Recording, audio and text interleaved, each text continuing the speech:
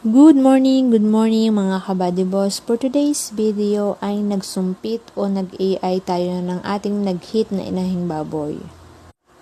Maaga ako nagpalubo kasi ang usapan namin nung binibilhan ko ng similya ay 8 a.m. So 8:15 na andito na ulit ako sa bahay. Mga 5 minutes pinahinga ko muna ang similya bago natin i-insert sa ating inahing baboy.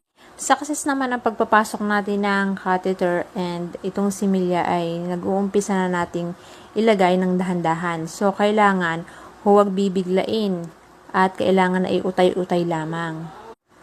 So, guys, padalawang beses ko na itong nagsumpit. Nung first try ko naman ay nag-success and sana itong padalawa ay mas lalong maging success.